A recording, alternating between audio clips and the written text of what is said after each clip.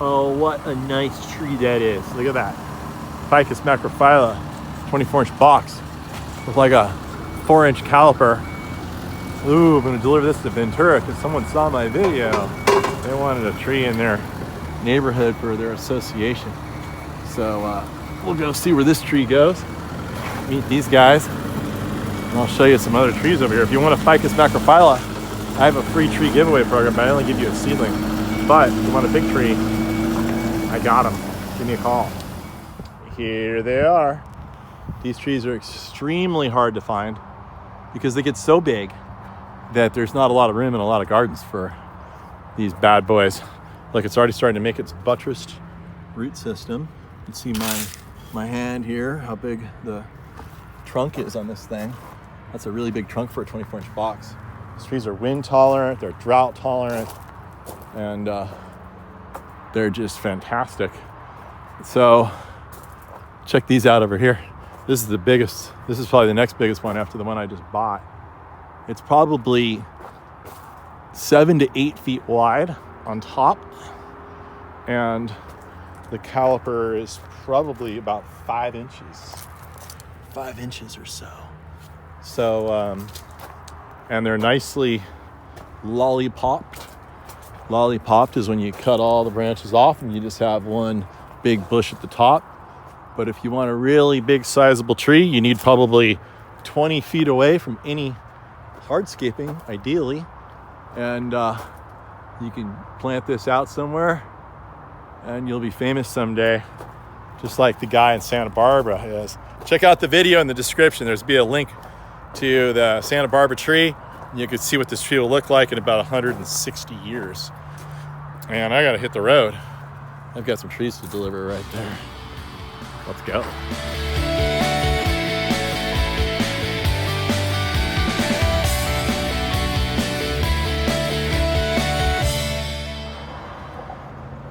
What a beautiful sight.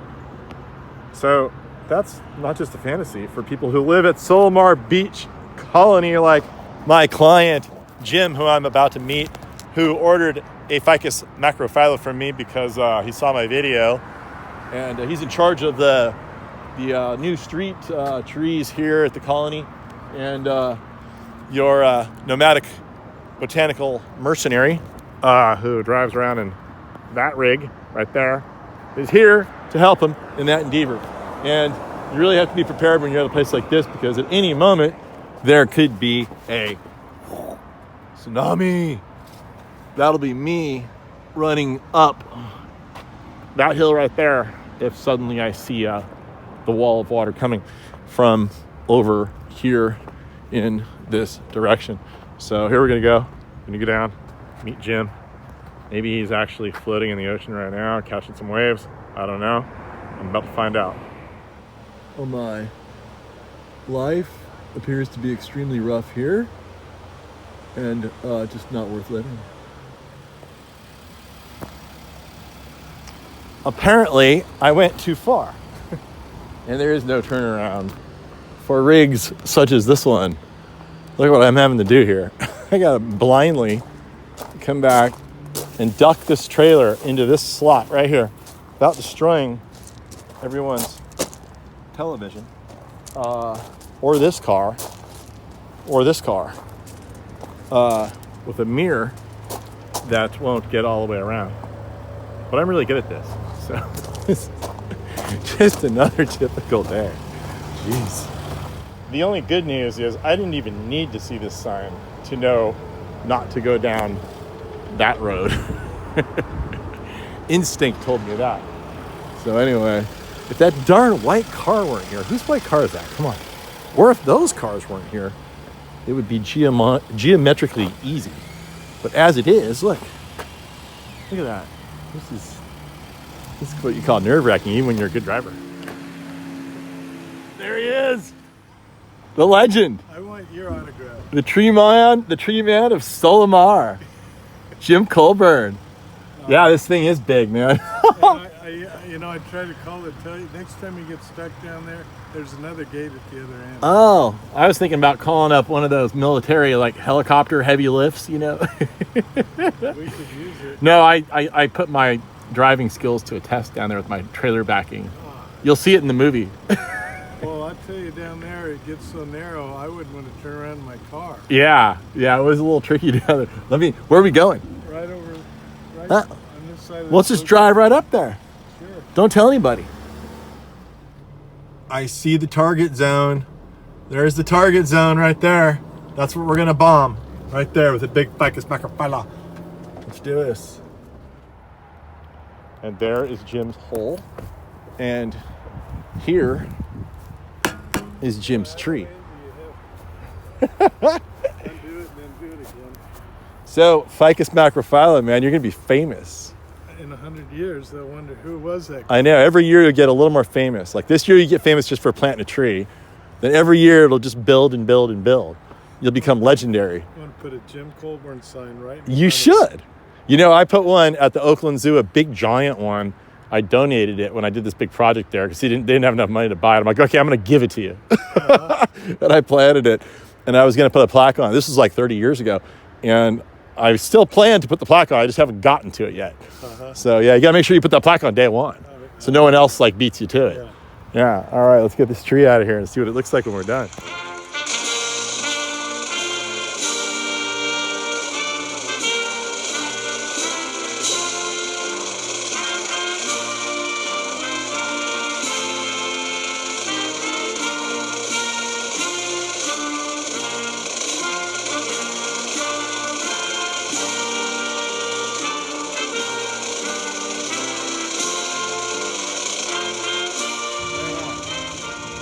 So what Jim tells me here is he's actually pretty famous. He was in the movie For the Love of the Game as the famous third base coach. So the next time you see that, watch for Jim. And Jim, you want to get a couple of words about the love of the game? Actually, I don't like to brag, but I was Kevin Costner's body double for the love scenes. Oh, you were?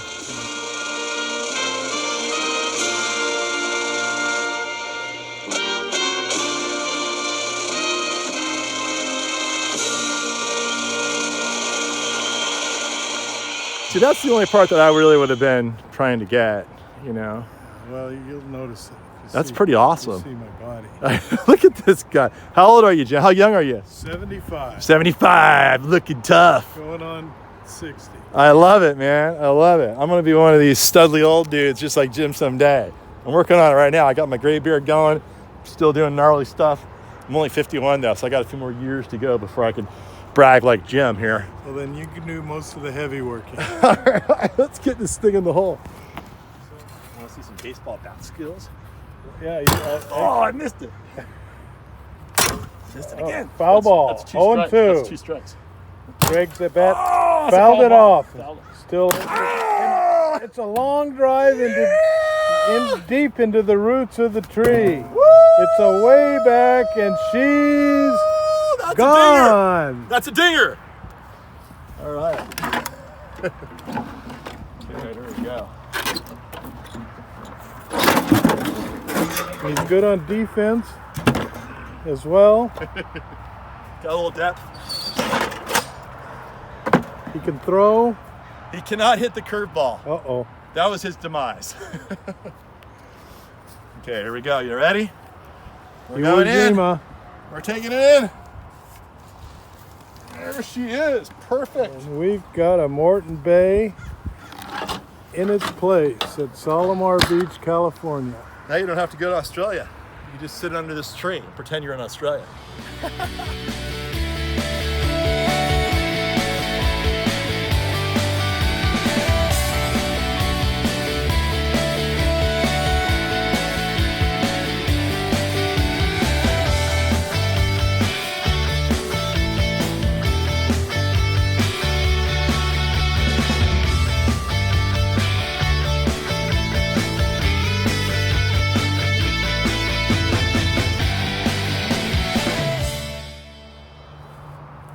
Well, Jim, there she is. Look at that. Now, I don't know if I know it's an impressive tree, but it's a much more impressive client. Jim got to do what I always wanted and was sure I was going to do, that I couldn't, that Jim did. Jim played in the major leagues for an entire decade. And I always wanted to grow trees. And I tried and tried and tried. And finally today, we get a Moorten Bay Fig tree in the middle of Solamar thanks to Gary. Right on, right on. So Jim, enough about the tree. Let's talk baseball. Come on, man. All right, so who'd you play for? What years? I played in the 70s for the Cubs and the Brewers, 5 years with the Brewers. First 20-game winner. Really? Yeah, for the really? Brewers? Come on, go look me up. Oh my God! I see. I didn't know yet. I'm totally gonna look you up as soon as I get home. I played for the Royals for a couple of years, and then Seattle. You played with Rod, huh? Rod Carew and the gang. Well, no, George Brett. Oh, George Brett. Yeah, he was. Rod Carew was Minnesota. Or, Yeah. Right. And then George Brett. Who was the other guy? Didn't they have a big scary pitcher there? Who was that? Well, they had Quisenberry. Quisenberry, the sidearm guy. Yeah, that's right. Those were my favorite days because those were the days I have all the baseball cards. Good team. I can guarantee you, if I dig through a box at my mom's house deep and long enough, I'm gonna find a card of Jim. Then I got to come back down here and get him to sign it. So, I want you to look up Jim Colburn.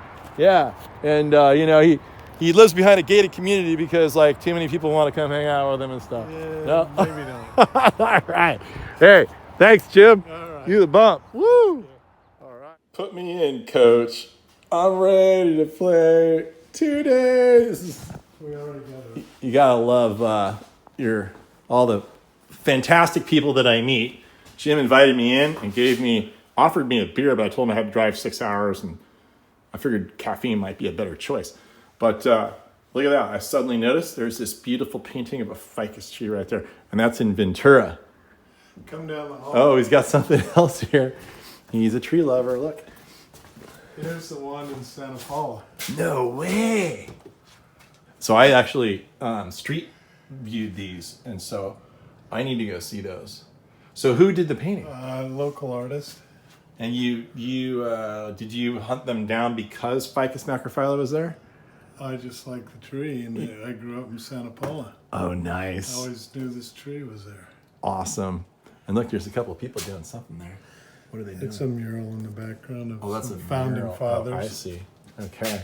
There you go. Well, there's nothing like, getting called by a former big leaguer who loves trees, and especially loves the tree that you love the most, who actually loves it so much that he has not just one painting in his house, but 2. Dude, you're the right kind of customer. And now I got a tree in the front yard. Now he's got the real deal. All right, man, thanks. I got to hit the road. All right. Thanks so much. Boom.